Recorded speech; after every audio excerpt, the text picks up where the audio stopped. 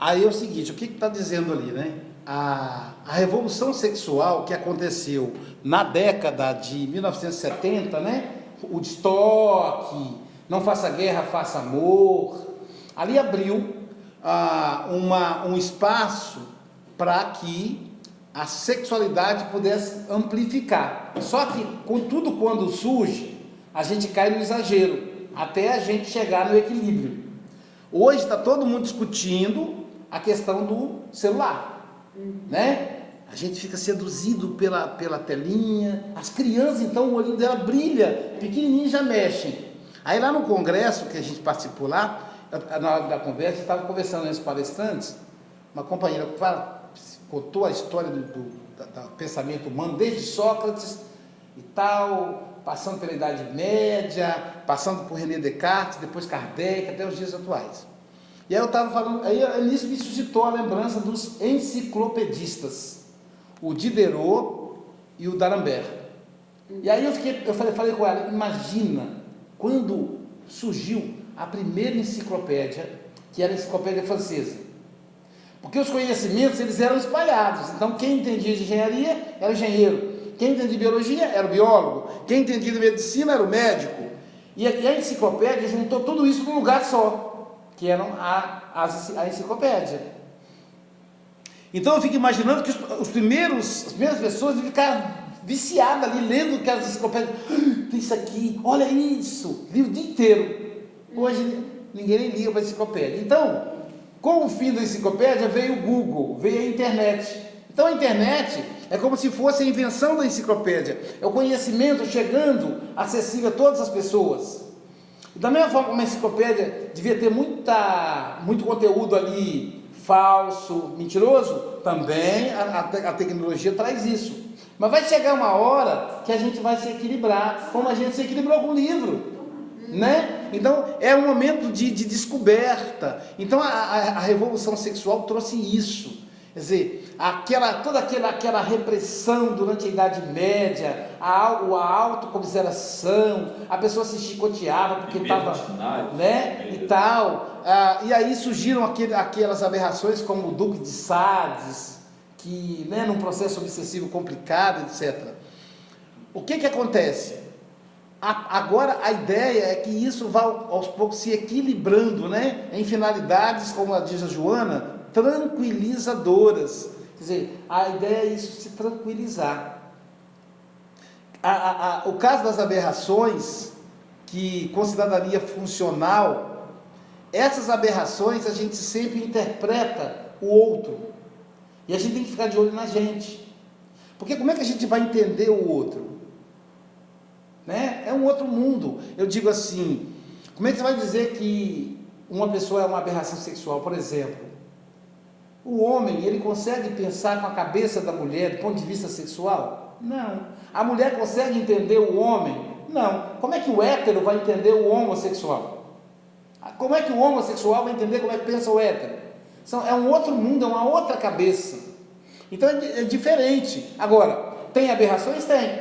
Tanto no hétero quanto no homem. Tem homossexual tarado, desequilibrado, que ataca os... Tem heterossexual também que estupra. Então a questão aí não está numa ou noutra, mas é um desequilíbrio. Esses desequilíbrios transformam essas pessoas, na verdade são pacientes, né? São doentes que estão alucinando. Então um homem, uma mulher, quando abandona o próprio lar para viver experiência de fantasia em um motel, ele está alucinando. Não é uma coisa real. Está alucinando. Porque depois as dores são tão grandes que ele vai perceber que ele se perdeu, né? É o que eu digo da pessoa sair do paraíso, né? E aí, o que a Joana diz? A consciência deve dirigir a conduta sexual de cada indivíduo, que lhe assumirá as consequências naturais. Então a questão hoje é a consciência. Então a pessoa diz assim, Aloísio, você viaja o mundo todo, fica às vezes 15, 20, 30 dias fora de casa na Europa, nos Estados Unidos. Você trai a Jailza? Não. E você não trai porque você é espírita? Não. Eu não traio porque quem vai perder sou eu. E quando falam para ela, você não tem medo de ser traída pelo Aloysio, ela diz, não, se ele fizer isso, quem perde é ele, não sou eu. Quem perde é ele. Então é essa consequência, é essa noção de consequência que é fundamental que a gente comece a pensar no campo da sexualidade. Então, a consciência deve dirigir a conduta sexual de cada indivíduo, que lhe assumirá as consequências naturais. Então, é a consciência. Eu não posso avaliar a conduta sexual da Kátia, a conduta sexual do Ironil, da Soninha, da Jailza, nem da Jailza, que é minha esposa, eu não posso. Eu tenho que olhar a minha conduta, a minha consciência, porque sou eu que vou responder. Porque na hora, tinha vez que ela fala assim, Aloysio, você já me traiu? Aí assim, o que você quer que eu responda? Não, responda a verdade. Mas as pessoas, quando respondem, elas falam a verdade?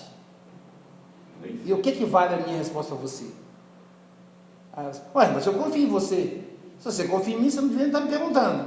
Olha que interessante. Então, se eu falar para você, eu nunca lhe traí, eu posso estar mentindo. Então, a minha resposta é a minha conduta. Então, não tem como. Eu não vou te responder, porque se eu te responder, não. Então, eu vou te responder, eu nunca te traí. Você vai ficar com a puta da orelha do mesmo jeito. Porque os caras que traem nunca falam que traíram. Ninguém é bom de trair, de falar. Entende? Então, assim, é cada um que responde pelas suas atitudes, em consequências, diz a Joana, né? Em consequências naturais. Tá? Consequência natural. É o quê? É um processo de culpa. E se o indivíduo ficar cultivando uma culpa durante muitos anos, sem colocar para fora, daí o que vai derivar? Uma gastrite, um câncer. Então, não tem jeito. A gente é responsável pelas nossas ações, e no campo da sexualidade, muito mais. Lá foi da consciência, da mesma forma, aqui, deixa eu subir mais um pouquinho, pronto. Da mesma forma que uma educação castradora, olha que interessante, da mesma forma que uma educação castradora é responsável por inúmeros conflitos, a liberativa em excessos abre comportas para abusos injustificáveis e de lamentáveis efeitos no psiquismo profundo. Então, são os dois extremos, né? A castração, que vai levar a pessoa a recalque, a sofrimento a vida inteira, ou do outro lado, o abuso, que também leva a sofrimento. A vida se mantém sob padrões de ordem, onde quer que se manifeste. Não há aí exceção, olha só, não há aí exceção para o comportamento do homem. Por essa razão, o uso indevido de qualquer função produz distúrbios, desajustes, carências, que somente a educação do hábito consegue harmonizar. Aí eu lembrei do Zé Grosso, né, falando com a moça, né? Comer demais faz mal. Qualquer função. Comer demais, beber demais, andar demais, qualquer coisa demais. E o sexo está nele. Eu pratico academia, me faz muito bem. Mas se eu ficar todo dia na academia, o dia inteiro na academia, vai me fazer mal também, é o narcisismo, né? Então, qualquer coisa que seja demais faz mal. Afinal, o homem não é apenas um feixe de sensações, mas também de emoções, que pode canalizar para objetivos que o promovam, nos quais centralize seus interesses, motivando-o a esforços que são compensados pelos resultados benéficos. Então, não é só a sensação, tem a emoção gerada por aquela sensação, tem o sentimento gerado por aquela emoção. Lembra no Evangelho? No começo, o ser é sensação, depois instinto, depois sensação, depois sentimento, que seria a emoção, né? E depois então o amor. Então é essa hierarquia que ela está falando aqui. Então, se nós temos sensações, nós temos sensações, nós também vamos ter aí emoções que são geradas por essa sensação. A sensação é a sensação fisiológica, né? Passa a mão assim, você tem a sensação. Você grita no ouvido, tem a sensação, a audição, o paladar, né? A sensação de estar salgado, doce.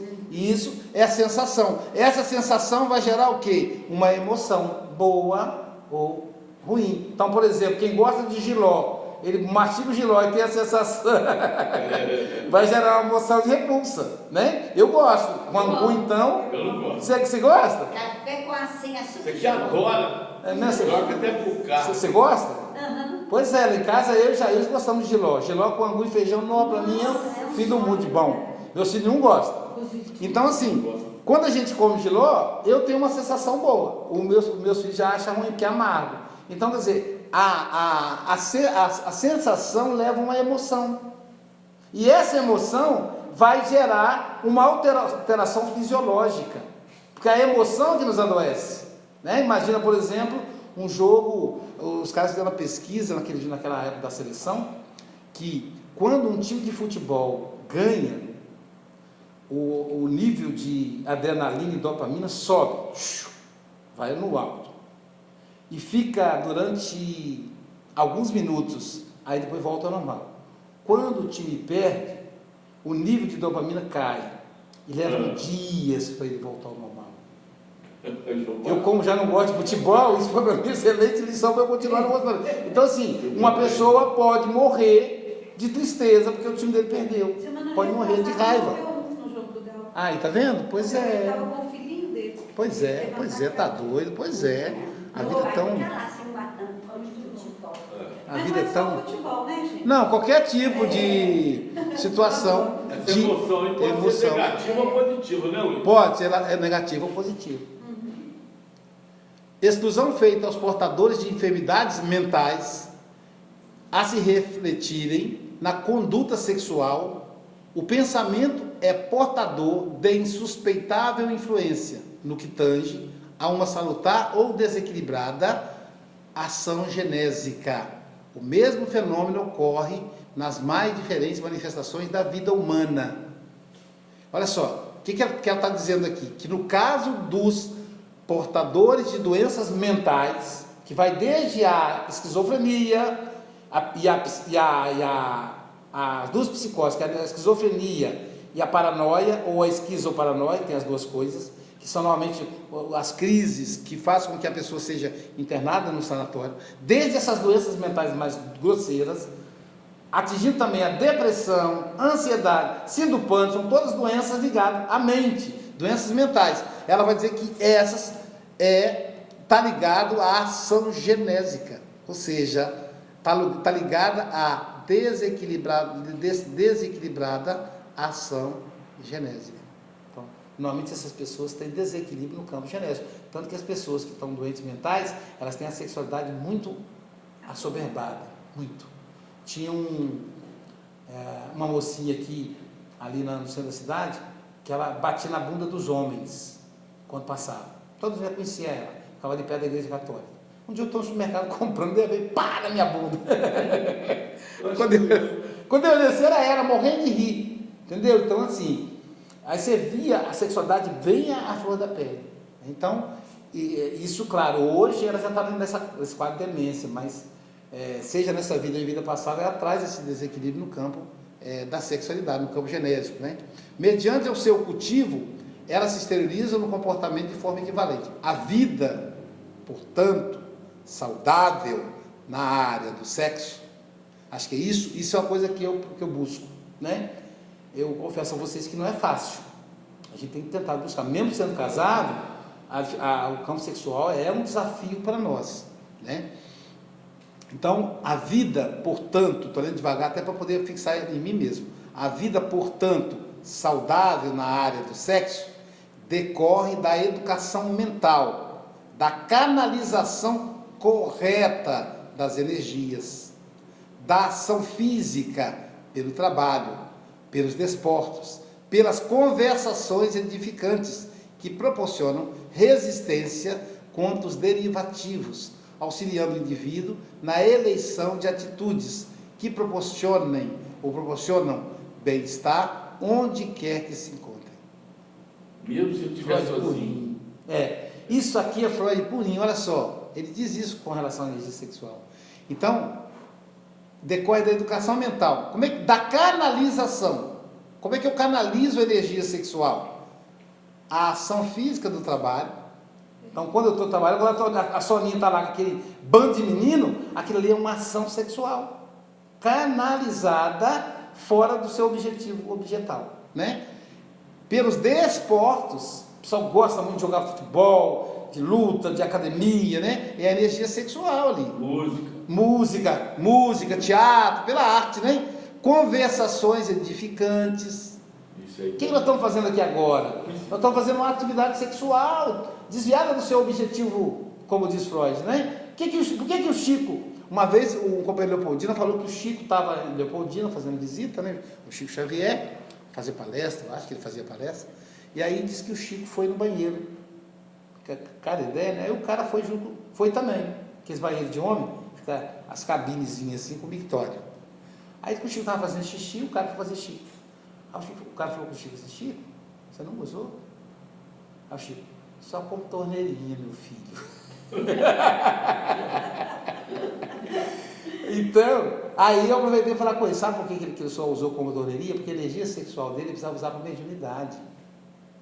O próprio Valdo Vieira fala: se o Chico tivesse mulher, ele não conseguiria fazer o trabalho que ele desenvolveu. E olha que o Valdo fala mal do Chico direto, mas esse ponto ele fala: se o Chico não tivesse, se ele tivesse uma mulher como eu, que o Valdo saiu e arrumou uma mulher, né? Ele não teria a dedicação, ele não conseguiria ter a dedicação que ele tem no campo da mediunidade. Né? Tudo muda, né? Tudo, muita gente, você tem que dar atenção. Raul também. Também. Maria Tereza, você vê que eles têm uma vida para te dedicar.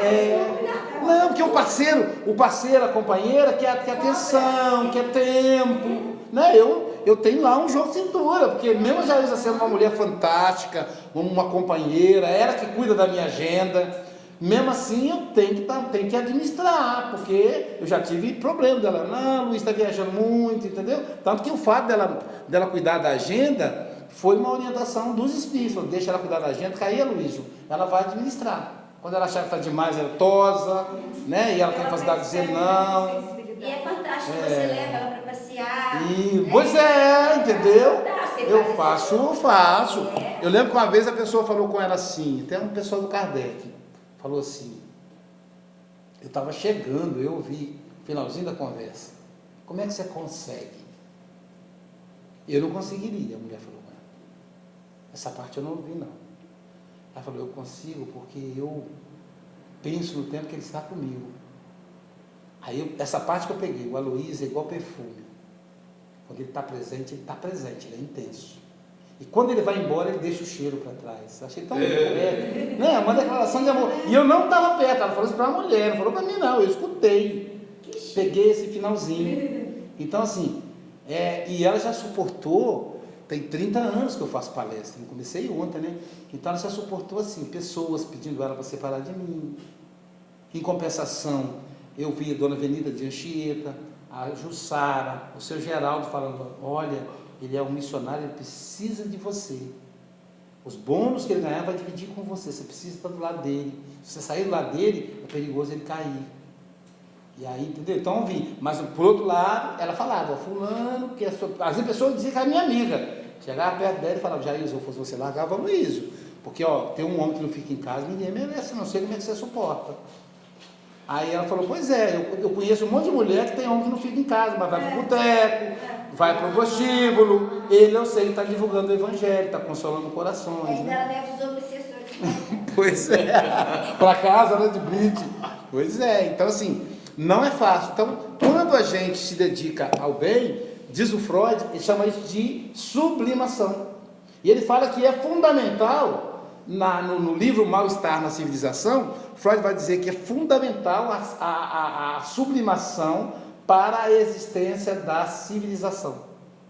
Porque se o homem e a mulher ficassem só para transar, eles não formariam famílias, como era quando era primitivo. Então, a necessidade do homem trabalhar, da atividade artística, ir ao teatro, da atividade religiosa, tudo isso é fundamental na civilização. Sem falar que mesmo quem é casado tem as atitudes sexuais não genitais, que é o fato de conversar sobre um filme, conversar sobre um filho. Então, eu disse que quem em casa tem pouco sexo, mas é porque o sexo está diluído nessas atividades sublimadas, né, na vida 2. No dia 22 de setembro, eu vou fazer um encontro de casais, de encontro espírita para casais lá em Leopoldina. Eu ia falar Cataguases, mas Leopoldina. Pertinho. 22 de setembro. Então são casais, eles vão para o sítio. Quem estava falando nisso, que a FEB está querendo, é aquele menino lá da Fazenda Velha. O Aldemir falou que a FEB agora está preocupada, tá? Pois é. Pois é. Pode falar sobre isso também, Pois né? precisa mesmo, Soninha. Porque eu sempre falo, o casal é a base. Pois é, lembra que eu falei? Trazer para cá, Tem que ter. fala com o Aldemir, né? Isso. A gente vê um local legal. Isso. Então precisa mesmo. Aí lá em Leopoldina eles vão para um sítio, mas assim, cada um tem o seu modelo. Lá na Bahia eles vão para um hotel. Lá em Caiena, que é ali perto de Espera Feliz. Na perto de Espera Feliz, aqui divisa com Caparaó aqui. Eles faziam no centro espírita mesmo. Cada um vai vendo um modelo mais adequado ao grupo. Tem ideia lá, né? De a gente poder bater ver um lugar na Fazenda Velha. Pois é, mas aí então precisa investir nisso, conversar sobre isso, mostrar para o casal que ele faz sexo. Só que ele faz sexo, a maior sexualidade dele está no companheirismo, está na dedicação aos filhos, está na dedicação à instituição religiosa. Soninha e Ironia estão aqui trocando energias sexuais sublimes. Isso, quem diz é o próprio Freud. Como mediunidade. Como mediunidade, entendeu? Não é então, só não receber espírito, não. não é, entendeu? Então, assim, só para pensar isso. Amor, é dedicação. Exatamente. É o desenvolvimento dos sentidos, principalmente, né, Lu? Ramelli já isso. Aí ela diz assim, ambições mal conduzidas, toda frustração decorrente do querer e não poder realizar, dão nascimento ao conflito. O conflito, por sua vez, quando não é equacionado pela tranquila aceitação do fato, sobrepondo a identidade real do ego dominador e insaciável, termina por gerar neuroses. Estas, sustentadas pela insatisfação, transmudam-se em paranoia, isso é psicose, é loucura, de catastróficos resultados na personalidade. Considerando sua função real e normal, o sexo é santuário da vida e não paú, ou seja, não é lodo de intoxicação e morte. Paú aqui é lodo, pântano. né? Pântano. Então o sexo ele é santuário da vida e não um lugar de morte. Então, o que acontece? Ela está dizendo aqui que a paranoia ela deriva dos conflitos, do conflito sexual. Paranoia é aquele psicótico que tem mania de perseguição. Então ele é perigoso, porque quando você acha que quer ligar com ele. Então é um processo complicado. Então, olha só, como que o sexo ele é importante no processo da questão do ser. Então a Joana vai mostrar isso pra gente. Como é? É doença dos nervos. Hein? Neurose. Neuroses são conflitos que nós, todos os seres humanos, temos entre o nosso consciente e o nosso inconsciente. A relação do passado com a nossa ação presente. Por isso que Isso é fala neurose. que todo mundo é neurótico. Todos somos neuróticos. E psicose, Ironil, é quando a gente sai da vida objetiva, a vida coletiva, e vivemos uma vida única, só nossa. Você vive o seu mundo. Então tudo que está ali, porque, por exemplo, você falar assim, Aloysio, aquela tela lá tá verde, por que está verde? Aí só ali vai dizer, não, Ironil, está branco, não, está branco. Então você vai ser obrigado a se render, porque a maioria está dizendo que é branco. Então você é daltônico, está vendo verde.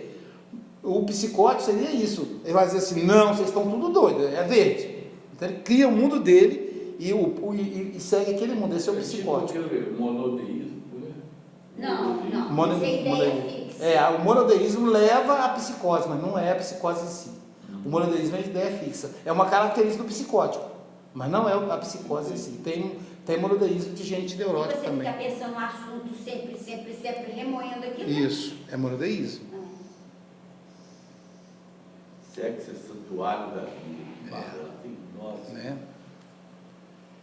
Estimulado pelo amor, que ele tem a ascendência emocional, o sexo propicia as mais altas expressões de beleza, da harmonia, da realização pessoal, acalma, encoraja para a vida, tornando-se um dínamo gerador de alegrias. Olha que lindo. Ela não está referindo ao ar. Cara, não é, pois é. Mas quando é estimulado pelo amor, né? Que lindo, né? O Freud fala no livro Mal Estar na Civilização que para ele o maior exemplo de amor, de sexo, é inibido em si e transformado em amor é Francisco de Assis.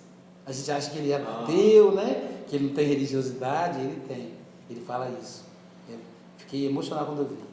Ele fala, nem fala de Jesus, porque Jesus é além da humanidade. Então ele não considera Jesus um homem, né? Um homem no sentido inferior. Ele falou, mas Francisco de Assis é a maior expressão da inibição sexual e transformação dessa inibição em ação para o outro. São Francisco amava o outro, não tinha um amor exclusivo. A questão do amor exclusivo, esse amor sexual, e o amor dividido, que é o amor ao outro, né? Que é, como o senhor lembrou, Mário Tereza, Divaldo, o Raul, o Mandu, Saibaba, né? O Gandhi. O Gandhi chegou a um ponto que ele falou com a esposa, eu não vou mais fazer sexo. A pessoa que estuda Freud, como você já estudou, não fala jamais que ele era o quê? Materialista, não? Mas porque a gente descobre as questões dele. Um dia desse, uma aluna lá do Sete Lagoas descobriu ele falando do espiritismo.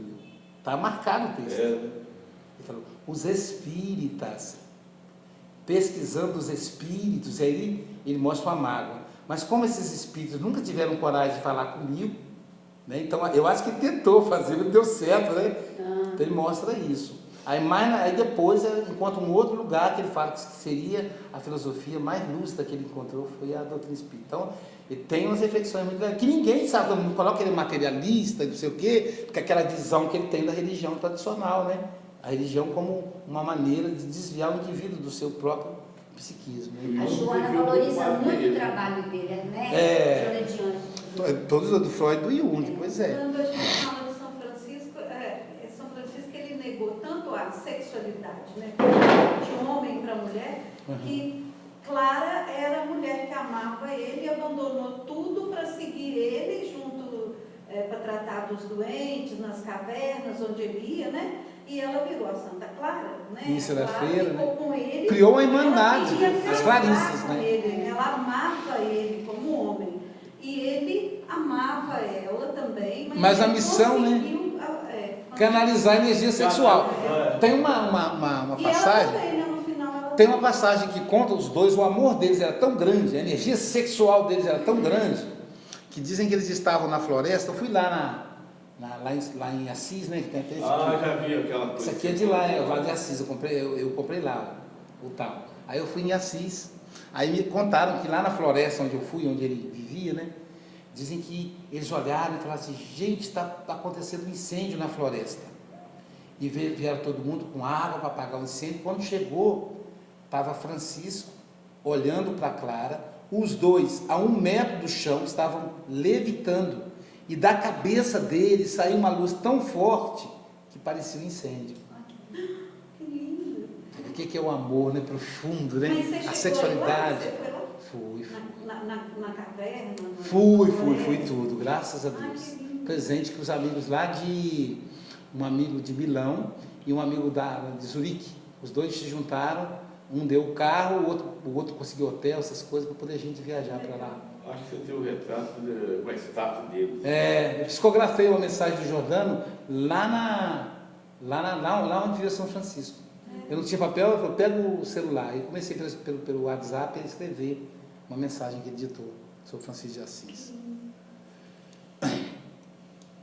Os problemas sexuais enraizam no espírito, que se aturde com desregramento que impõe ao corpo, exaurindo as glândulas genésicas e exteriorizando-se em funções incorretas que se fazem psicopatologias graves, a empurrar sua vítima para os abismos da sombra, da perversidade e do crime.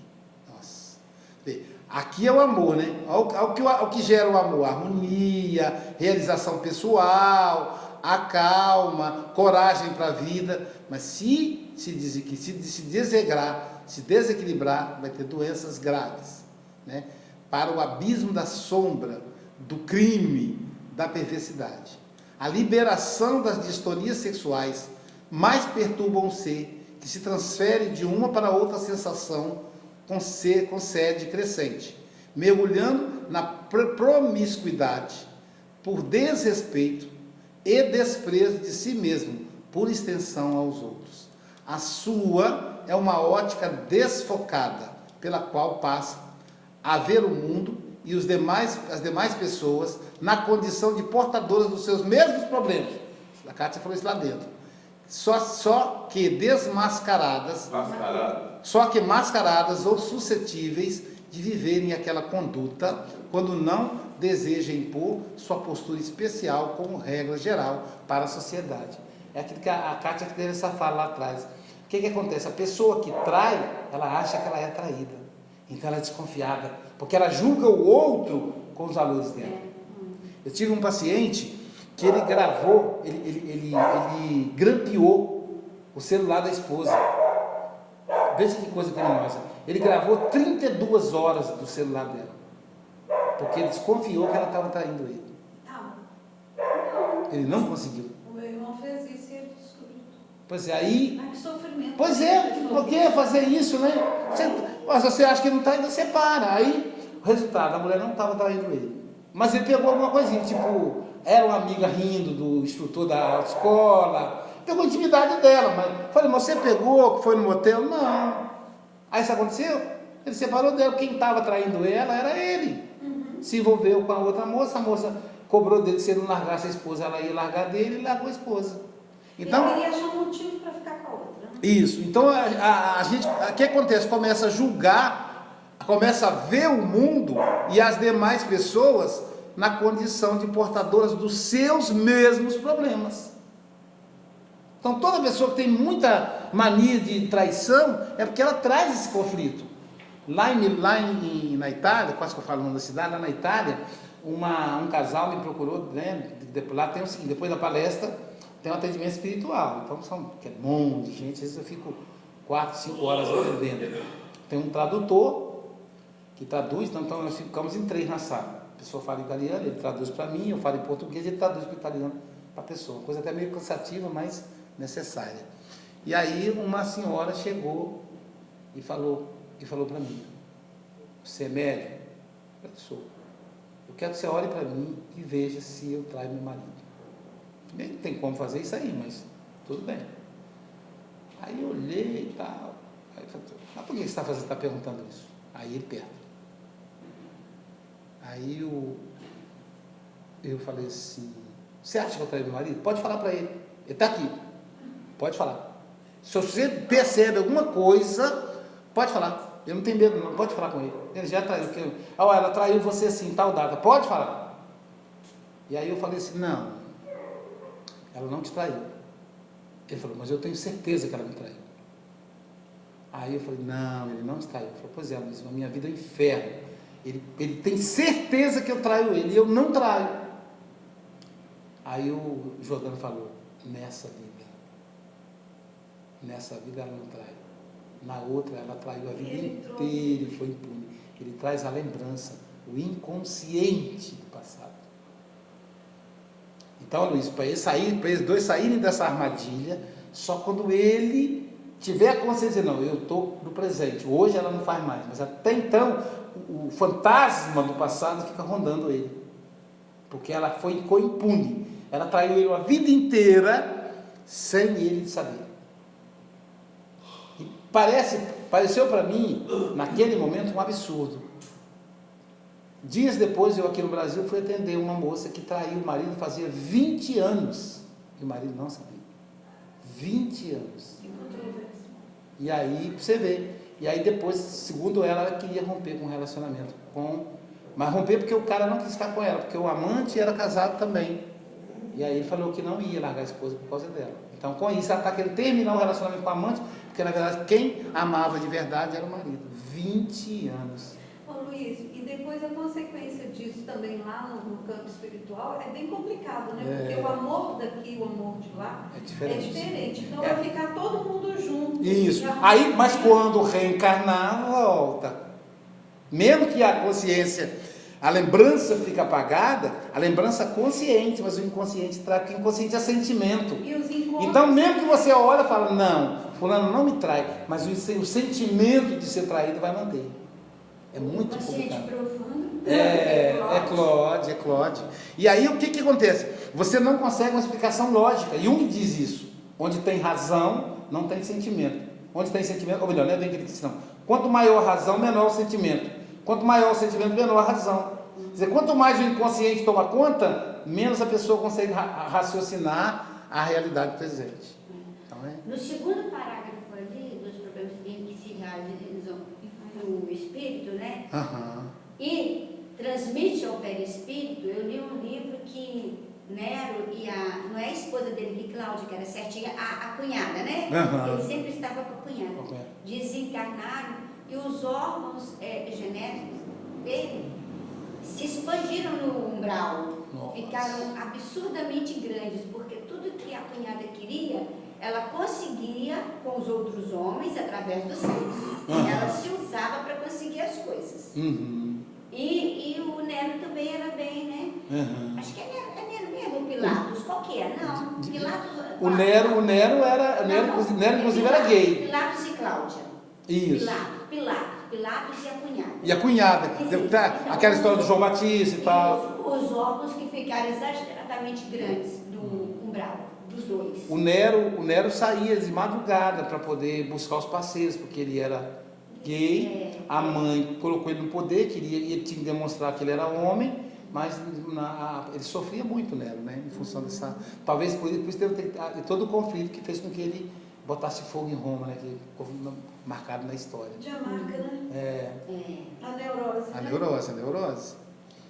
A liberação das distonias sexuais mais perturba o ser, que se transfere de uma para outra sensação com sede crescente, mergulhando na promiscuidade, por desrespeito e desprezo a si mesmo e por extensão aos outros. Então, quando o indivíduo trai, ele trai primeiro ele mesmo. A desgraça vai ser ele. Você imagina, eu estou aqui com vocês fazendo isso tudo. Digamos que eu não estivesse aqui, já vou lá na casa espírita, mas eu fosse para um outro lugar. Aí eu volto, né, deixo a pessoa em casa. Quando eu chego em casa, às vezes eu falo assim, ei amor, eu preparei aqui esse prato, você gosta, eu te amo tanto. Imagina ouvindo isso, com o que eu trago dentro de mim. Só sou um psicopata, entendeu? Vai dar um conflito consciencial que vai me adoecer. Não tem jeito. Então o indivíduo que trai, primeiramente ele trai ele. Ele despreza ele mesmo e depois o outro. Porque é um desprezo. Aí começa a mentira. Esse meu paciente que grampeou a esposa, eu falei, como é que você quer que a sua esposa seja honesta com você se você é desonesto com ela? Você está sendo desonesto, você está traindo ela. Você está ouvindo coisas da intimidade dela sem autorização dela. Isso é traição, eu falei com ele. Então, é muito complicado essa relação, né? Alguém já me perguntou por que no sonho a gente trai, doutor? Hein? Por que no sonho a gente trai?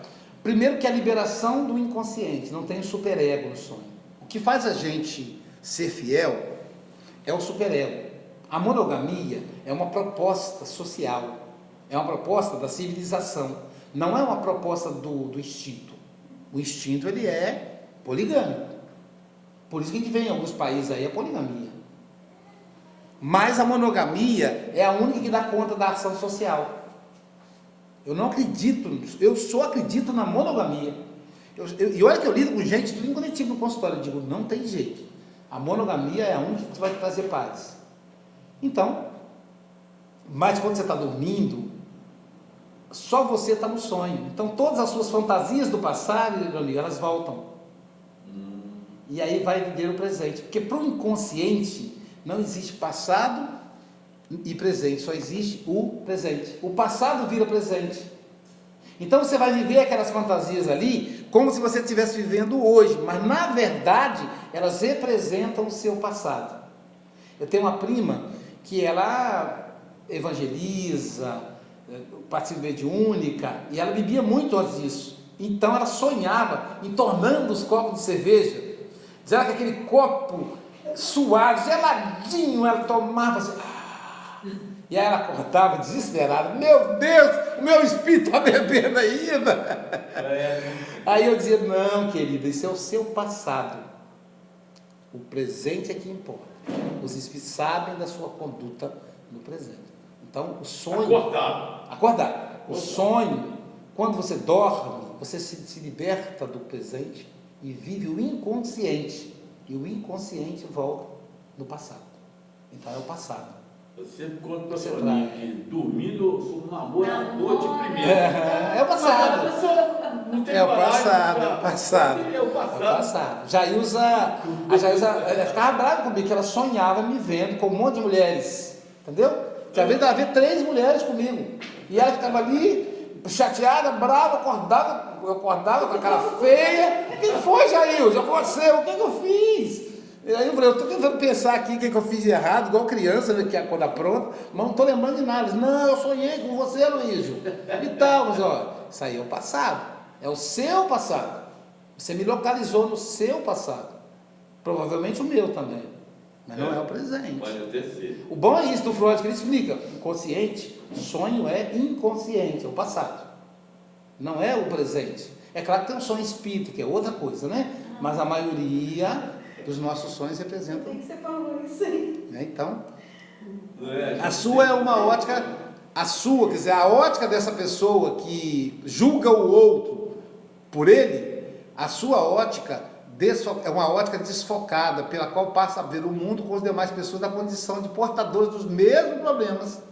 Né? Só que essas pessoas são mascaradas, né? Como ele é, né? Suscetíveis de viverem aquela conduta, quando não deseja impor a postura especial como regra geral para a sociedade. Então a pessoa, quanto mais desequilibrada, mais autoritária. Isso foi disso, sabia? Aquela pessoa puritana, minha família, se a filha fizesse tal coisa e tal. Geralmente é um cara que trai a esposa, machão. Geralmente é uma pessoa desregrada, a pessoa desequilibrada. O equilibrado não precisa ser violento, a violência ela traz o desequilíbrio em geral.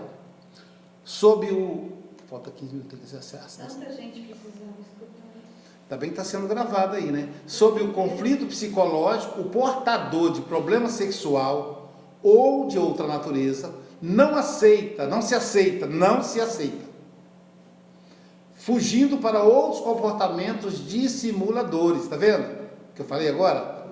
Quando se conscientiza e resolve por vivê-lo, assume feição chocante, agressiva, como uma forma de enfrentar os demais, de maneira antinatural, demonstrando que não o digeriu nem o assimilou. Toda exibição oculta um conflito de timidez ou inconformação, de carência ou incapacidade. Toda exibição. E é isso mesmo. Aí você vê aquelas mulheres maravilhosas, corpão, lá no consultório, cheias de conflito. Aqueles homens não tem impotência sexual. A gente sabe que a gente vai no consultório, né? Quem olha não imagina, né? Então, a pessoa exibe uma coisa que na verdade é outra. Principalmente as pessoas que são exibidoras, né? Uma terapia psicológica bem cuidada atenua o problema sexual, cabendo ao paciente fazer uma tranquila autoanálise, que lhe faculte viver em harmonia com sua realidade interna, nem sempre compatível com sua manifestação externa. Eu fui procurado por uma moça que era viciada em academia, uma mulher casada. Ela ficava 3 a 4 horas por dia malhando. A voz já começava a engrossar, falando igual homem, eu acredito que além da atividade física, ela tomava anabolizante, né? Para ajudar na modelação física. Resultado, ela traía o marido, fazia 4 anos, toda cheia de conflito. Então, e o marido pagava a academia para ela, parecia bonita, mas na verdade ela escondia esse conflito. No fundo, ela era uma pessoa cheia de conflito. Foi lá procurar o consultório por causa de uma coisa e acabou caindo em outra. Aí fomos fazer todo o processo terapêutico para ela terminar com o relacionamento. Falei, você quer terminar? Quero. Então... A Luísa acho que sumiu de novo. Não. Não basta fazer sexo. É. Né? A manifestação externa é diferente, né? Da manifestação interna, entenderam, Nil? Às vezes a pessoa mostra uma coisa que é outra por dentro. Uma coisa que eu acho muito... A não ser sonho. Porque o sonho é o contrário. Exato. Uma coisa que parece bem assim para mim, muito tranquila, é a pessoa que expressa equilíbrio, tranquilidade. Eu brinco sempre com um monge budista tibetano, aquela calma, aquela monja Cohen, né? Conversa com calma. O próprio Chico Xavier, né? A calma, que isso. traz... Eu sou o contrário. E aí você vai ver que é uma pessoa que também, a intimidade dela também traz essa calma. Dizer que não tem conflito nenhum, isso é impossível, né? Só Jesus, né? Mas traz essa calma. Não basta satisfazer o sexo. Toda fome e sede, de momento saciadas, retornam em ocasião própria. Olha que legal. Então o sexo é igual comida, né? Igual sede. Eu digo que uma vez um rapaz falou comigo assim, masturbar. Isso é um jovem, né? Não, uma jovem. O pai flagrou ela se masturbando em vídeo pornô. O pai, ela começou a chorar, o pai espírita, o pai pegou e levou para eu para fazer atendimento. 17 anos tem a moça. Aí ela disse assim, se eu me masturbar, eu consigo masturbar mais, eu consigo satisfazer isso? Eu falei, querida, masturbar-se em sites pornô é como tomar água do mar para matar a sede. Mata? Ela disse, não, eu vou ficar com mais sede. Exatamente. Então não consegue saciar. A única coisa que vai te saciar é você sublimar ou você fazer o sexo mesmo. Masturbar é fuga, eu disse para ela, né? Então, não basta, né? Então, mas, ou seja, a fome e a sede, você sacia, mas ela volta. Mas harmonizar-se emocionalmente, vivendo em paz de consciência. Então, assim, eu preciso estar aqui com paz de consciência. Embora alguma fome perfeitamente suportável, ao invés do constante conflito de satisfação decorrente, de insatisfação decorrente da imaginação fértil. É o que mais tem no campo sexual, né, gente? Que programa prazeres contínuos e elege companhias impossíveis de conseguidas em qualquer faixa sexual que se estagie. Olha como ela fala com intimidade. Ninguém, olha só, ninguém se sente pleno no mundo, acreditando-se haver logrado tudo quanto desejava. Então ninguém pode dizer que está... Quanto mais você consegue, você vai enxergando. Então, assim, e é interessante que ela fala, né? Que a gente vai, elege companhias impossíveis de serem conseguidas em qualquer faixa sexual. A gente vê as pessoas que ficam suspirando pelo ator do filme, né? As mulheres com os homens com as mulheres. Ela fala em qualquer faixa sexual que se estagie.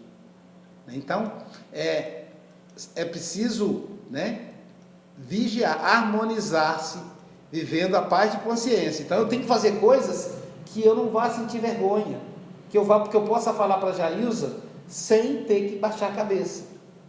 Então, eu preciso fazer isso. Então, agora, vai acontecer imaginação fértil? Vai, né? Companhias impossíveis? Vai. Você tá, né? Se vem aquela ideia, vem aquela imagem, você tem que estar vigilante, né? Então, ninguém se sente pleno no mundo. Então, todos nós precisamos sempre estar na luta para vencer uma dificuldade ou para construir um sonho superior. A aspiração natural e calma para atingir o próximo patamar faz estímulo para o progresso do indivíduo e da sociedade. Então, eu preciso acreditar que eu posso superar os conflitos sexuais que eu trago. É preciso que eu acredite nisso, para que eu tenha, né, essa paz. Se eu me entregar aos desejos, aos desequilíbrios, aí pronto. Aí eu vou para o lodo. Aí eu vou pro vale, né? Os problemas sexuais, por isso mesmo, devem ser enfrentados sem hipocrisia. Tá vendo? Ela é muito boa, direta, né? Sem hipocrisia. Nem cinismo. Fora dos padrões estereotipados por falsa moralidade.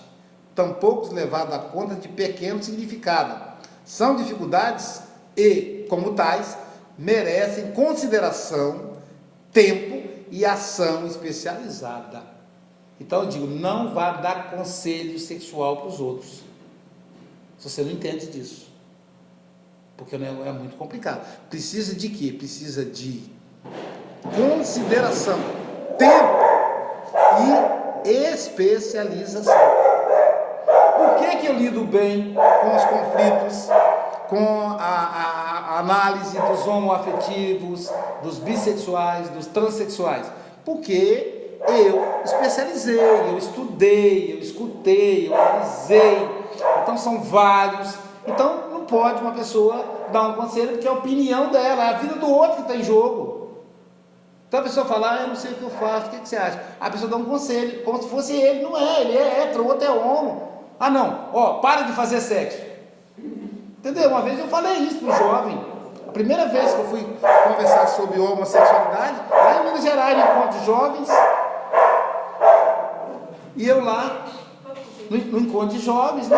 E o jovem me amava, eu vi ele crescer desde pequeno, e ia nos encontros, né? Agora ele já estava com 18 anos.